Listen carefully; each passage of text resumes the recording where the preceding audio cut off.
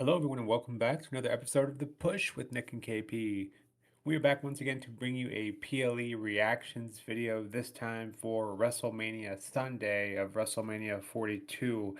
WrestleMania Saturday did a lot of things that we didn't quite agree with, had us scratching our head. WrestleMania Sunday, was it better? Was it the same? Was it worse? We'll get into all of that and more on this particular episode. As per usual, we'll go through every single match, give you our thoughts and ratings, and then at the end of the video, we'll give you an overall for both Sunday and the weekend WrestleMania 42 in its entirety. So without further ado, let's go ahead and get into the opening contest of WrestleMania Sunday. As announced, was obafemi going one-on-one with Brock Lesnar. KP, thoughts on the opening contest of WrestleMania Sunday? Yeah, we started off with something that we all expected to be pretty explosive, hard hitting, physical. Obviously, you got two behemoths of men, going at it here in the ring. And yeah, there's obviously, follows a pattern. Brock Lesnar matches, they don't tend to be your stellar technical, masterpieces that we'd all like, matches to be. But this one, yeah, this one offers a very different sort of perspective here. It does sort of go the way that you'd expect it to. At the start of the matchup, we do sort of have that sort of like strength battle between the two of them, which obafemi does come out on top of. And then we sort of go into a little bit more of a physical sort of affair as the match sort of like elongates. We get to a part where Lesnar basically just retreats to the outside because he hasn't really got anything going for him so far. Takes advantage of an opportunity, just drops obafemi on the middle rope. And then we do see Lesnar going through some of his repertoire, hitting some German suplexes, and sort of like taking down Ober a little bit at a time. We get to a stage where there's an F5 in the matchup from Brock, and as he hits it, sort of like, shows off in front of the hard cam, sort of like flexing, doing this thing. And then we sort of see Ober in the background, struggling a little bit, but does get up to his feet. Normally, people get hit with an F5, they're laid out, but obafemi literally is like starting to crawl almost back up to his feet pretty much immediately afterwards, which obviously shows, the absolute strength of this guy. He gets up to his feet to the surprise of Brock Lesnar, and then hits Lesnar with a chokeslam. Once the chokeslam's been hit, Lesnar is then popped up on the shoulders of obafemi, and then a fall from grace later, we have a victor of this matchup, and it is Ober with the win. So, in terms of how good the match was, I wouldn't say it was a good match. It was a pretty standard Brock Lesnar contest here in terms of your sort of like your ABCs. It was quite short as expected. With not a lot of content in between, but it does create a big moment for obafemi, and that's the big takeaway from this one. So Ober's had a lot of momentum in the build up to this one, just seemingly coming on top each and every single time. And for him to have done that and then win this matchup, it is quite insane. Like, I genuinely thought they might have given it to Lesnar because, of how dominant Ober was in the build. But I guess it just is a case of just, making obafemi just rise up the ranks extremely quickly, as fast as possible. And what better way to do it than obviously, the performance like this against someone like Lesnar. So yeah, does Ober the World of Wonders, to be fair. But like I said, wasn't a great match, but a very cool big moment. Post match, we do get another moment as well because we do see Brock Lesnar taking his gloves off in the ring, signaling that at his retirement, or perhaps maybe just his last Mania appearance. Obviously, speculation towards SummerSlam later this year. We'll have to see what happens there. But as far as his WrestleMania, appearances are to be considered, I'm assuming this is the last one. So either way, regardless whether this is a retirement or not, it still is sort of like a last sort of time thing for him, but perhaps on the main stage as a minimum. So, yeah, decent sort of kick things off here in terms of results. Love that for Femi. Very, very happy with it. I'm going to give it a 5 out of 10. Like I say, I judge it based on the match quality and match, content. We didn't get too much standard Lesnar affair, but I'm happy and as health with the result in the end. So I can't fault that. Nick, what did you make of this one? Overall rating, thoughts about everything involved here, Ober's sort of performance here, the feud going into this one, the build, and then obviously the moments afterwards with old Brock. Yeah, not our favorite guy. I think we've made that abundantly clear on past episodes of the push, but what a statement. Brock didn't even have time to pin Oba after he hit that F5. Brock couldn't kick out of then following up that one chokeslam and fall from grace. In my opinion, that's an immediate star produced as if the build didn't do enough. And, respectfully, KP, I'm glad you were wrong from our predictions because I didn't want to see Brock. I feel like Brock winning this would have erased all the momentum that they had built up going into this. So for Oba to prove that that wasn't a fluke, that was just an incredible moment. An incredible moment. I would have liked it to go a bit longer if this was Brock's last match or at least last WrestleMania match, but I'd like him to put a little bit more effort on it. But again, that's just not Brock's style, and that's kind of one of the many reasons why we don't really care for him. So Brock left his ring his match gear in the ring. Make of that what you will. I'm sure that will be a talking point going forward. But for what we did here, yeah, short, sweet, good enough, and try not to let a favoritism play in the rating aspect, but it kind of does here because WWE did everything right with this particular feud. Oba getting the push, looking like $1 million and doing so. Um, One finishing move to beat Brock. I'm not sure that's ever been done. If it has, it's been a long, long, long time. So yeah, a pretty cool moment, Obafemi. 6 out of 10 for me. Yeah, I admit that the way they did it and who they put over definitely helped it, but still at the end of the day, never going to say this is one of the best matches of the evening or anything like that. So yeah, 6 out of 10 for me. Love the result though. The next contest of the evening has Rey Mysterio going up against Dragon Lee, JD McDonagh, Rusev, Javon Evans, and Penta, who is defending his Intercontinental Championship in this latter match. KP, curious to see not only your reactions for this one, as I know we did have high expectations for this one, but another question I had for you. Did you all see the entrances of everyone in this match? Because I believe I only saw Javon, Ray, and Penta. So I was curious if that was the same over on your end, because if that was the case across the board, to give out jobber entrances or to not show them whatever you did on the biggest stage of the mall, that did not set well with me. So curious to get your thoughts on all of that.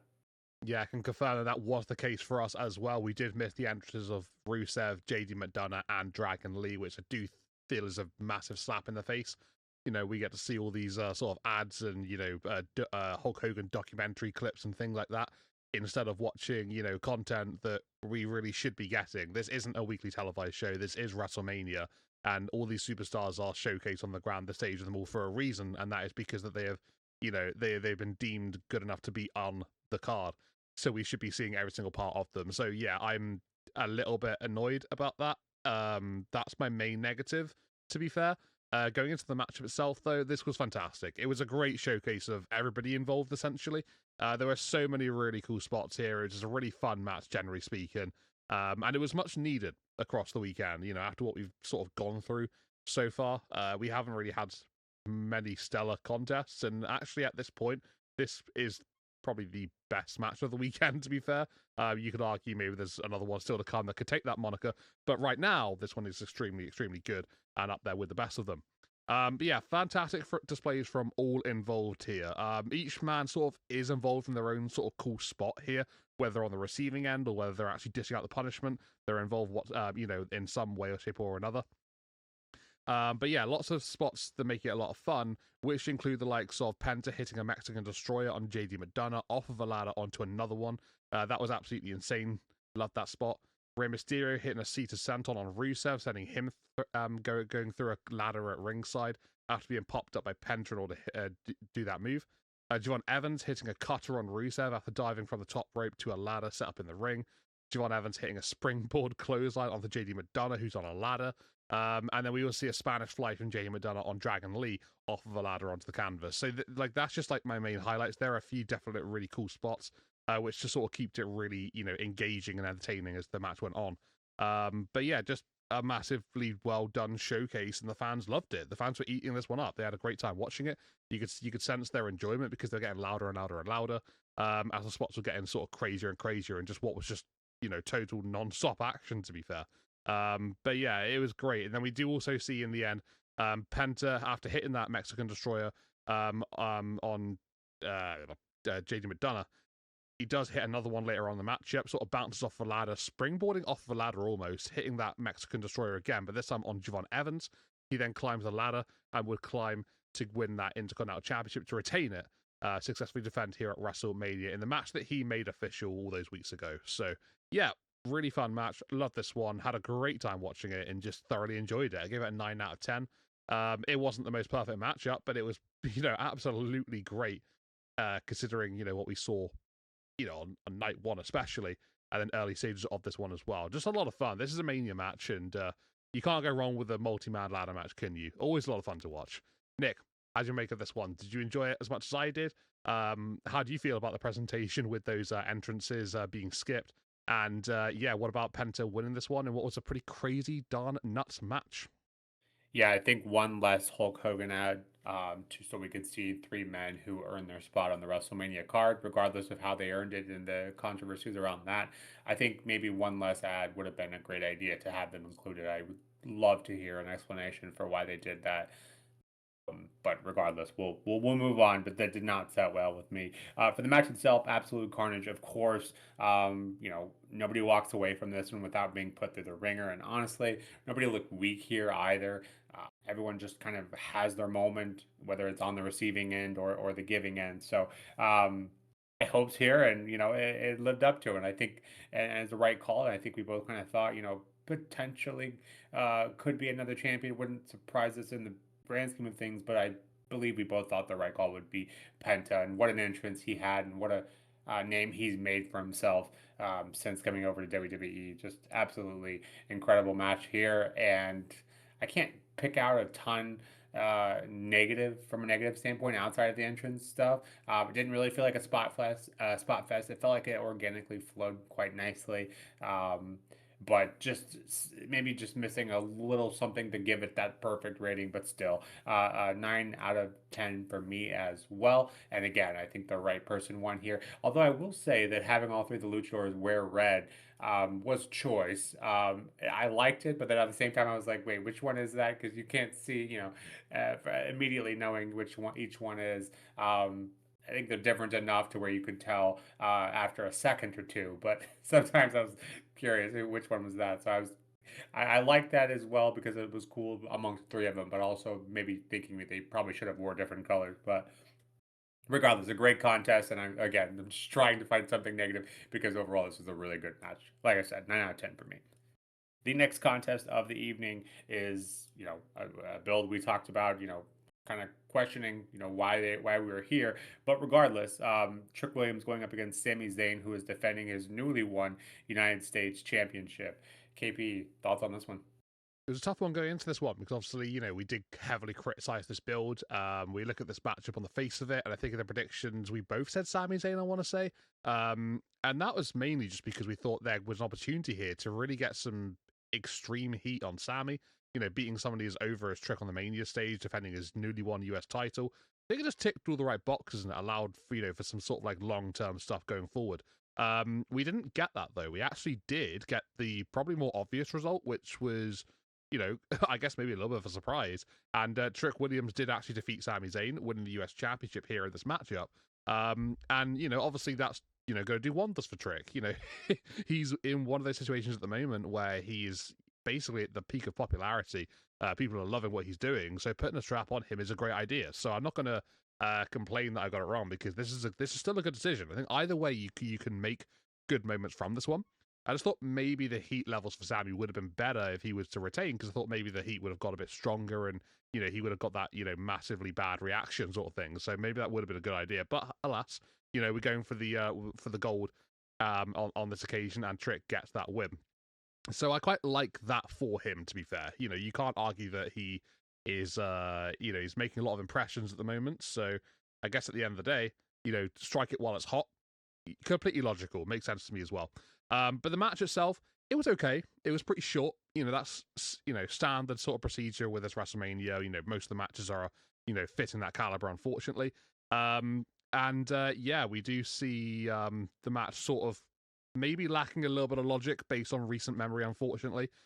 Sami gets pinned after one trick shot. That's my issue. We've seen, this character of Sami Zayn saying how he's meant to be sort of no longer this underdog, and he is like one of the best in the game and things like that. Earlier in the year, we saw Sami take, 3 Claymores from Drew at the Royal Rumble. and that would be enough for Drew to eventually pin Sami on that occasion. But apparently, one trick shot is just enough. So I think there is a little bit of lacking logic there. If you just sort of like go back and have a look at other matches previously to this one, that sort of like led up to it.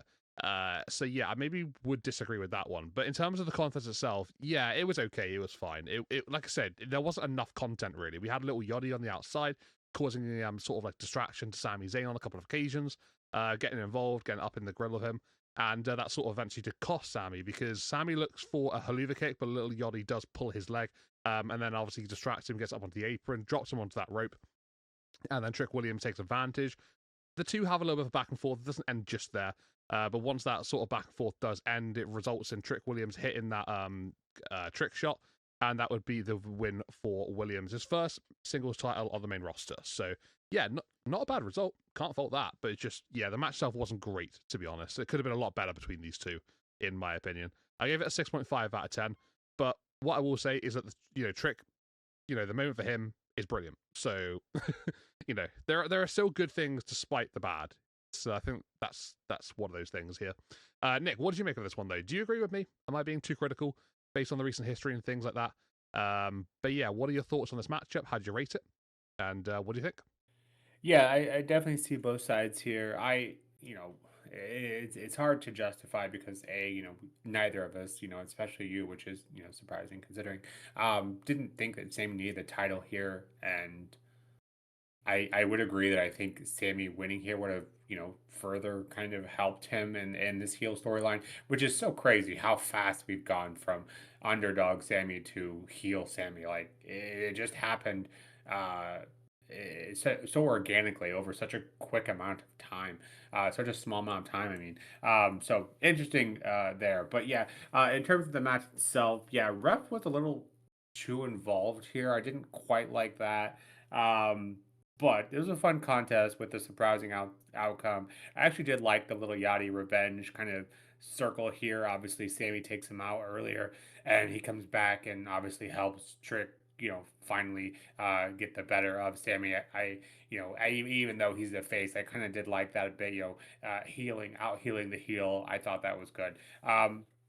Another great moment, and was like I said, surprising and second of the night that seemed to be building for the future. So I like that as well. Yeah, I again didn't need the U.S. title. I think would have been better for it without it. But WWE actually striking while the iron's hot. A lot of times we see that too little, too late.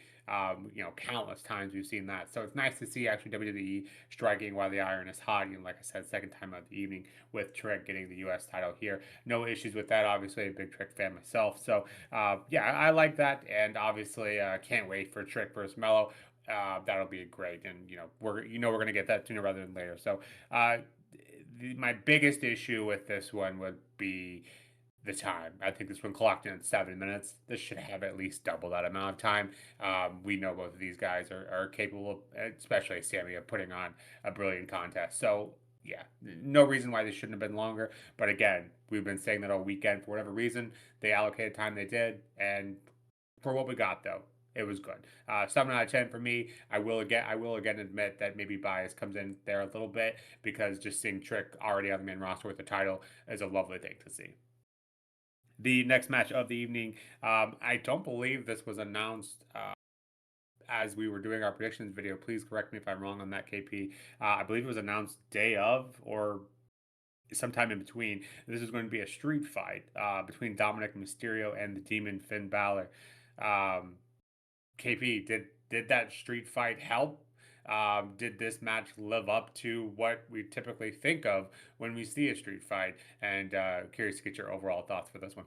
Yeah, so this one was scheduled to be a regular one-on-one matchup, no stipulations or anything like that involved. And then we do get to the countdown show taking place just before WrestleMania Night 2 begins, and that was when it was officially announced that this one would change to a street fight after a conversation between Adam Pearce and Dom backstage. So yeah, a bit of a weird last-minute decision here, changing the matchup stipulation, but I don't mind it, to be fair. I like a street fight.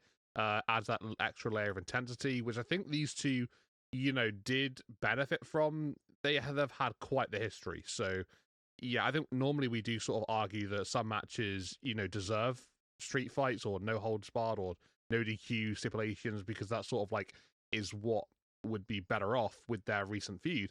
I think this one does help with that one as well. So I'm not against it. I'm happy with that one. The problem is though, this one again was short. It was decent, but just a quick one. The match quality was good for what we got during the time, but it just didn't really have the legs to make it as intense as it really should have been. Weapons were used, here and there, which, made for some nice spots, but just not enough for me. We saw a lot of chairs involved, especially. The chairs were a really big part of this one.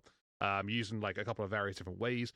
Slammed onto the chairs, when they were sort of like laid up next to each other. Even like popped on over each other when each man was sort of going for their signature moves.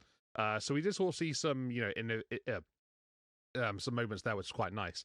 And then kendo sticks and things like that involved as well to sort of like keep things a little bit fresh. But yeah, I don't know. Like it was okay, it was good, but just I wanted to see more of this one, because when the demon comes out, it's a special occasion, and I feel like to just throw that into sort of what a quick 10 or whatever minute matchup. I I don't know. I feel like it should be a bit more than that one. Think about how long this took Balor to get ready for as well. Um, yeah, it's just a bit of a shame that we don't get like a big sort of segment for it. But in terms of what we saw in the matchup as well, a bit more on that one. There were some cool things as well. Finn kicking out of Dom's frog splash at one, showing the the levels of the demon. What he can sort of do when he's in this sort of mode. Um, yeah, and I just like the intensity via those chair shots, especially from Balor towards the end. He absolutely leathered Dominik Mysterio with them.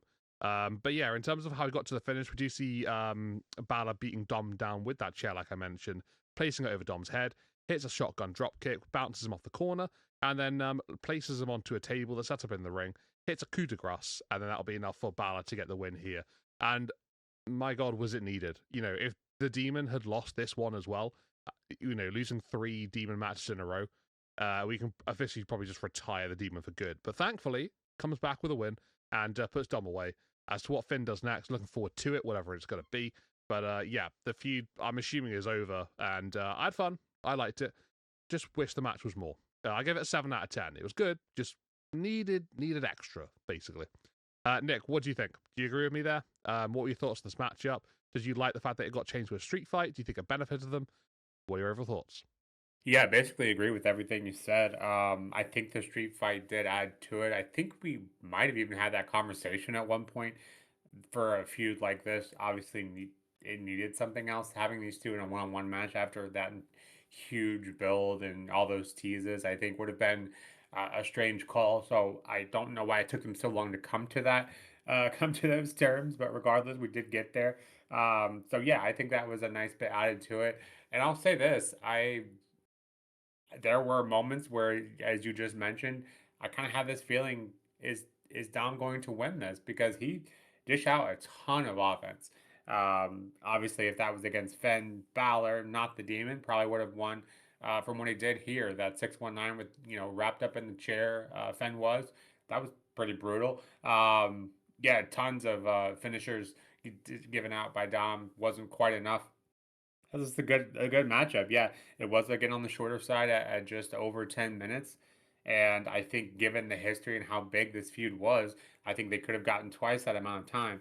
What I will say though is I think it's a little bit about perspective. Having looked back at this one, I feel like this match, obviously our main event for tonight was I think 33 minutes. So I think probably this match has just as much offense, if not more, but because of the time constraints that are put on a match like this and the one before this, they're forced to kind of push fast forward on their story and their match, so to speak. So I think if this match had gotten 20 minutes and they did the same amount of moves, I think it would have felt bigger, more important. And so I think it sometimes is a lot about perspective and not saying that that takes away from the fact they didn't get longer time. But I think for whatever reason, the way they allocate things, that is just how it plays out. And so I think the moves, like everything we saw in this, the story being told, it was great. It just needed to be done not as quickly to show the emotion. Obviously, I feel like it did a good job of showing the emotion, but it would have been better received had it been a little bit more drawn out. And for whatever reason, the match length that they gave was what we got. So All that being said, great to see Fen, look like $1 million here, both in terms of just, visual and obviously in the ring. Dom looked great as well. He's booked to be pretty strong here. So yeah, no issues with that one outside of the time. Great to see Demon Fen back in the win column. And yeah, hopefully we'll see a title on him in 2026. A great time to be around the product that would be. So 7 out of 10 as well for me. The next contest of the evening has Rhea Ripley going up against Jade Cargill, who is defending her Women's WWE Championship. Of course, Michin and BFAB were not at ringside, so I thought that was an interesting call here. I'd love to get your thoughts on that as well. But yeah, I don't think either of us had super high expectations for this one, which sometimes can be a good thing. Is that the case here for you, KP? And what did you make of the interferences for this one? Yeah, I didn't have high expectations for this matchup. I think, the build didn't really do it any favors for the most part. It got a little better as it went on, but didn't really sort of save it in any way, shape, or form. In terms of the match itself, though, from those expectations going into it, I'd say this one was okay. It was another short one, to the surprise of absolutely nobody at this point. I feel like I'm just repeating myself over and over again. But yeah, it wasn't the cleanest either, but it was fine. It was okay. The interferences were logical, they made sense, but just also provided that predictability factor as well. Um, yeah, I wasn't surprised by anything that really happened in this matchup. Io Sky coming on down and dealing with Michin and BFAB after their interferences earlier on, almost costing Rhea Ripley. It just seemingly was, the most obvious thing to do in this contest, so I can understand that. Um, and, outside of that one, with the two going back and forth and things like that, I thought it had a pretty standard feel to it. The match never really got into second gear. And it just felt like a TV match. Like if this was a Raw or SmackDown, in the main event, okay, fine, wouldn't have really questioned it whatsoever because that would have made sense. But this didn't really have a special WrestleMania matchup feel to it, and that's a shame because we've seen Rhea Ripley on this stage put on amazing matches in the past. She's been fantastic, but don't really think that really hit here in this one. Like I say, this didn't really have the legs to it, didn't have the content, and just felt very standard and basic and predictable. So yeah, I'm not really a massive fan of this one. Don't be wrong, it wasn't terrible. Like there was nothing really overly bad about it. It's just it wasn't good either. It was just somewhere in between. Which isn't something I like to say, but unfortunately that is capsulated a lot by this one. I thought Jade improved her repertoire a little bit more, showing a few more moves and things like that. So clearly she's sort of like been working on a couple of new things, which is quite nice. But yeah, I don't know. Besides that, I wasn't really shocked by anything, to be fair. Like I said, Io Sky making her way down after Beefab and Michin are being menaces, takes them both out. Rhea and Jade have a little bit of a back and forth situation, going for their finishers, but both sort of evade them and counter. And then Rhea ends up sort of like avoiding a Jaded, goes into a Riptide, and that would plant down Jade Cargill, and she would get the win and become your brand new WWE Women's Champion. So thankfully, loving the result because, Rhea winning was needed. Jade's reign was pretty dire, to be fair. Didn't enjoy it whatsoever. Just dropped the prestige of the title, crazy amounts. And yeah, I'm hoping that Rhea's reign will be a lot better. I can't see it being worse for sure.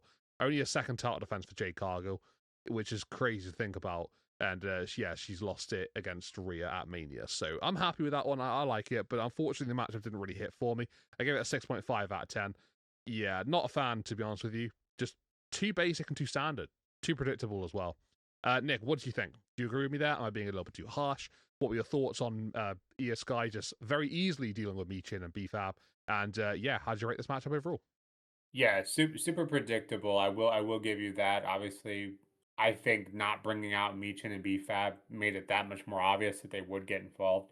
And the way they got involved, had you just been listening to the audio, maybe not hearing the names, you would probably think that you were watching again the Liv and Vaquer match because the way they interfered at the beginning was almost a carbon copy of what we saw the night before. Obviously, it didn't work out for Jade quite like it did Liv, but the way they like the angles in which they came in and distracted, and the other one came in on the other side, it was almost the exact same way. So I did find that kind of annoying. Like you couldn't come up with anything else to kind of show this was a different angle. But with all that being said, like I said, it didn't work out for Jade. I do think Jade.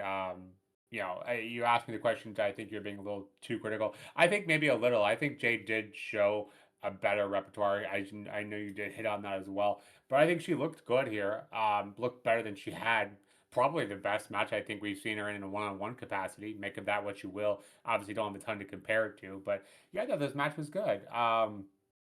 Obviously, we know Rhea is capable of more, but again, this clocking in at 10 minutes only. You don't have a ton of time to kind of show that off. And Rhea's, big Mania contest that she's had in the past have probably been at least double that length. So, but I think with Jade here, I think, you are limited in what you want to do. And I think it did a good job of that. I think it was good enough.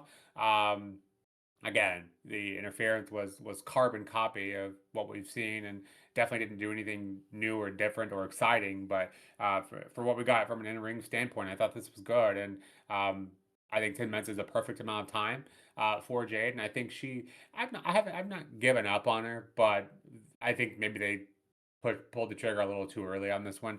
If that was the plans they had for her, I think she can continue. She obviously has a look down. I think she can continue to improve in ring, and I think maybe she will prove all of us wrong. Maybe at one point in her career. Again, just not quite there yet. But I thought for what we got, this was a pretty decent contest. I too give this one a 7 out of 10. Just would have liked something a bit more creative from the interference side. So make of that what you will. We then get into the main event, which has Roman Reigns going up against CM Punk, who is defending his World Heavyweight Championship. KP, this one obviously the longest match of the weekend. Felt like that big match feel to it. I would argue even more so than Sunday. So curious to get your thoughts on this match, and obviously would like your, comparatively speaking, do you feel this was the right call to go in that Sunday slot over Saturday? I bet I have a rhetorical question, I'm sure, but curious to get your thoughts on all of this and your response. Yeah, it's quite amusing to me, this one, because I went into this match probably just caring about this maybe the least out of all of them across the weekend. And I guess I ate my words a little bit with that one because it was pretty damn good, to be fair. It was a lot better than I really expected it to be. Not that I thought it was going to be bad, but like, I don't know, the interest levels for me just weren't there. I thought the build was pretty poor. And yeah, I just didn't really get excited going into it. But once we all got started in this one, watching it take place, I thought it was pretty great, to be fair. Definitely felt like a main event, like you've already hit on as well. You know, chalk and cheese compared to the night before's main event.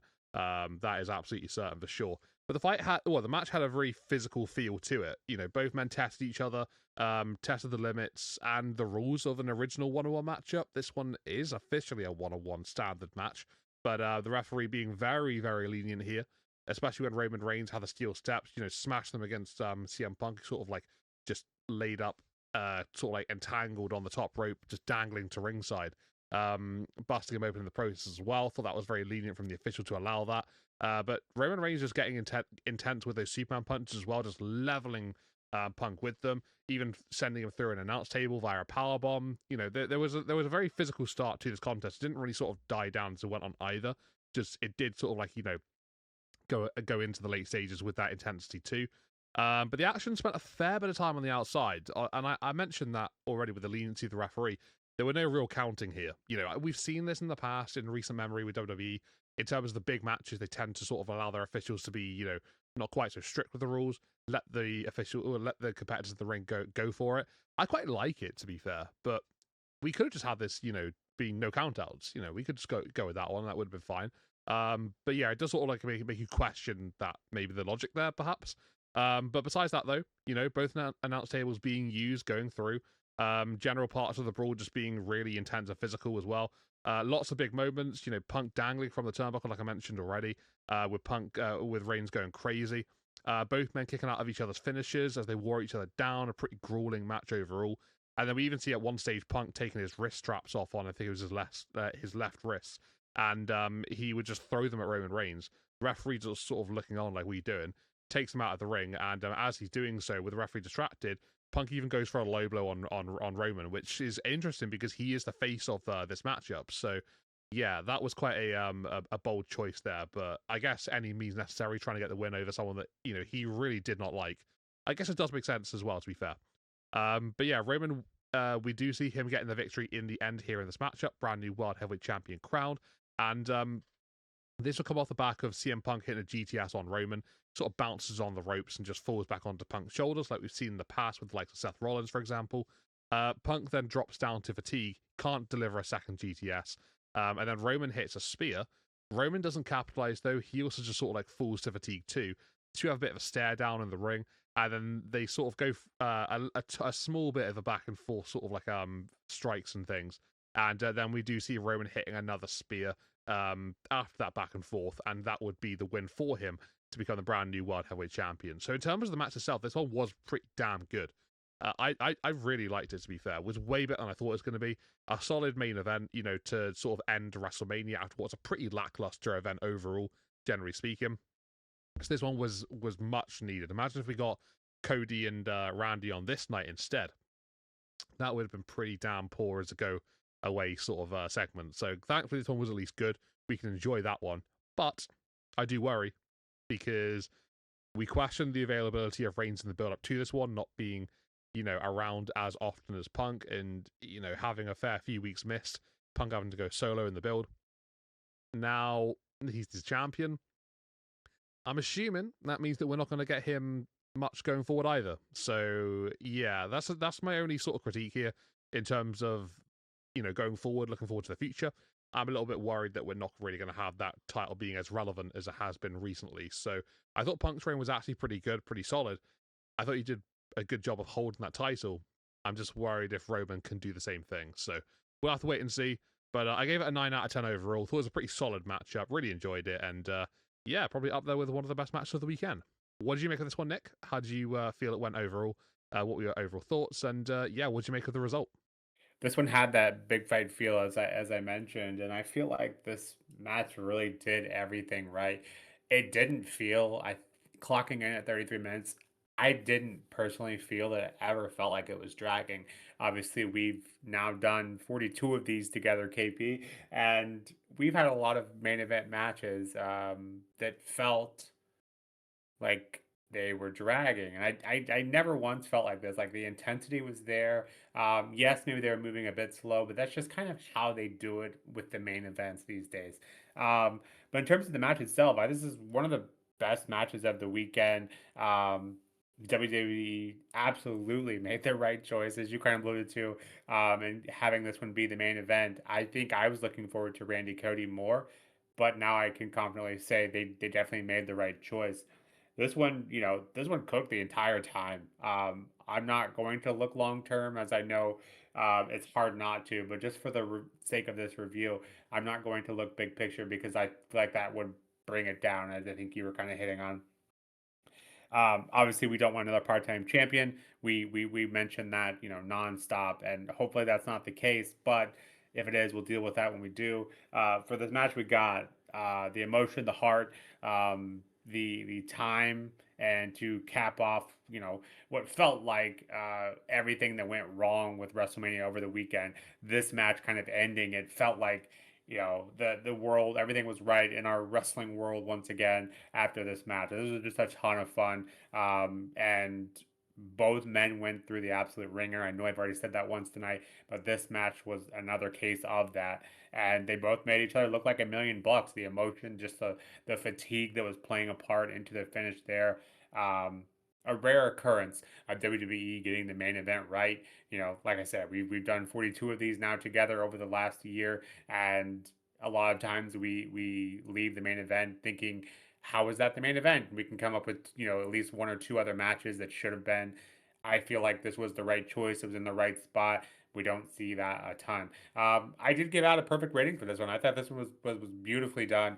10 out of 10 for me. And again, both of us walking into this match didn't really care about it. And of course, we should have known when the stage is the brightest, Punk usually delivers. We probably should have put a little bit more respect on his name. And a great reign, I would agree with you. He did have, being there all the time is a great start. Again, we'll deal with that when we do. But for what we got here on the biggest stage of them all to main event WrestleMania 42, great way to do it. And it was just a ton of fun watching it, and definitely the most entertained I was all weekend.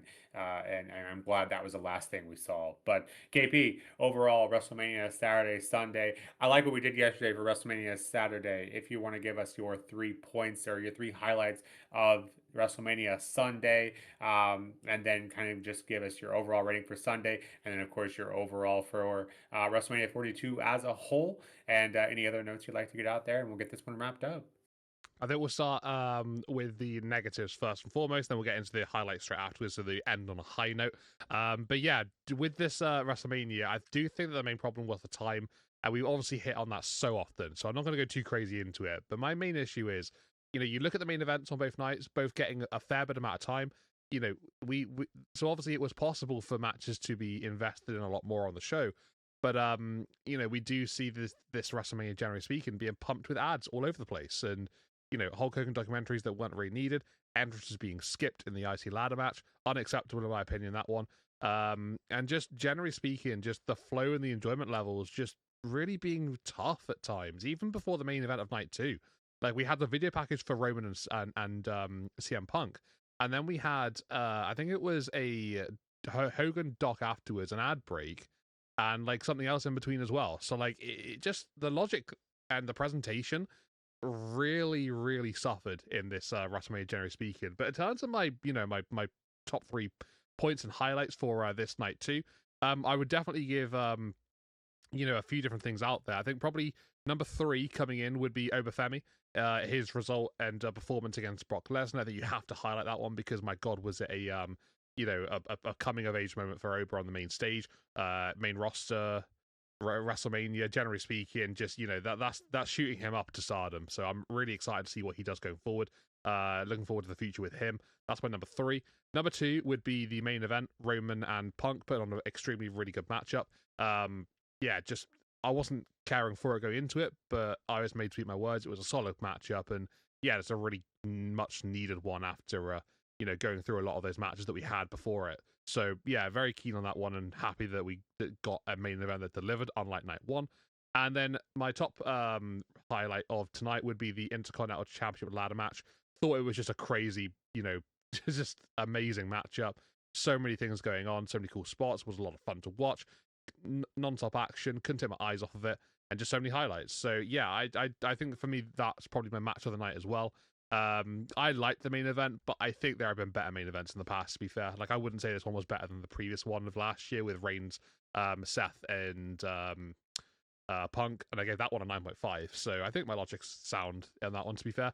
But yeah, just it's a weird Mania. Like, so many good superstars involved, just not enough time that they were allowed to go with. But yeah, I feel like we at least ended on a high, which is something, which is the main takeaway, and hopefully, fingers crossed, we can get some good stuff going forward. But we'll have to wait and see.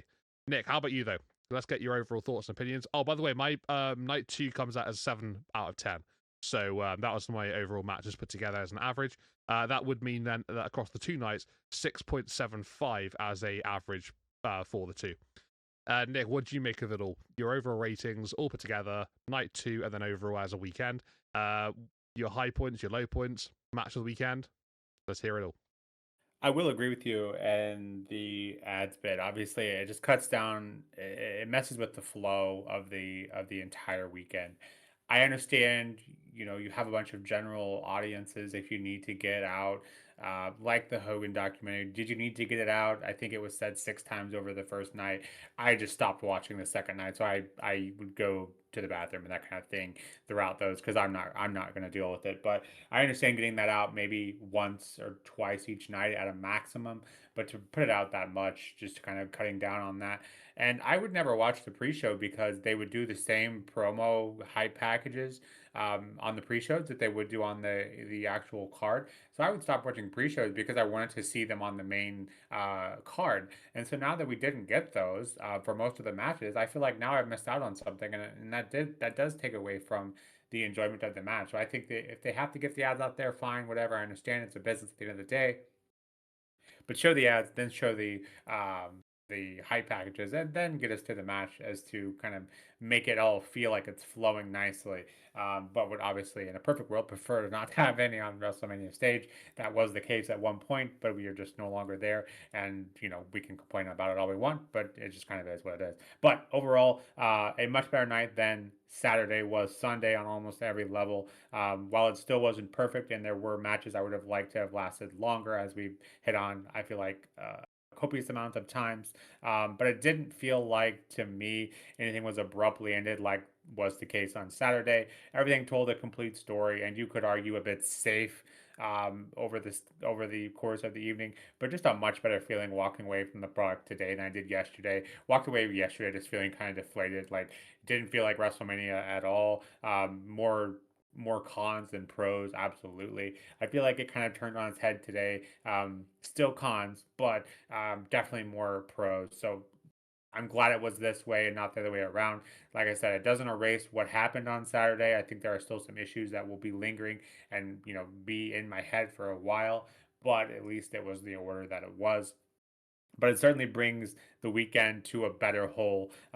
For Sunday highlights for me, being Oba and kind of lump those together as number three. Oba beating Brock and Trick being Sami. Love to see that direction in the future. You could even lump in Penta in that kind of argument as well. And with that, my second highlight was that IC title match in with Penta defending. Obviously, we had high expectations for that, and they did live up to them. So it's always nice to see that come to fruition. The highlight of the evening, though, for me was the Roman Punk match, stealing, at least in my opinion, the slot for best match of the weekend. When we have zero expectations walking into that one, and the build was less than ideal. Again, could have the part time issues going with that forward, but we'll deal with that when we do. As for what we got here on WrestleMania 42, I thought it was a great spot. And you mentioned last year's main event. I did too give that one a 10 out of 10. And we all know that I'm a bit more lucrative with those. So I love both matches. I thought that one was better as well. But I do think this was a great match and the best of the weekend. Just felt like it had everything it needed to. So a great way to end the weekend. And overall, Saturday had a 6.6 rating. This one has a 7.7, or excuse me, 7.6 rating. So you could see, the comfortable margin there. And that obviously rounds it up quite nicely to a 7.1. So I think all things considered, Sunday did absolutely save Saturday, getting us up into the seven territory, at least for me. But enough from us over here at the push. What did you all make of WrestleMania 42? Did you like Sunday better than Saturday as we did? Or do you feel that Saturday was better? We'd love to hear from you in the comments below. If you like this video and or what we're putting out there, we'd love to hear from you. And don't forget to hit that like and subscribe button as well.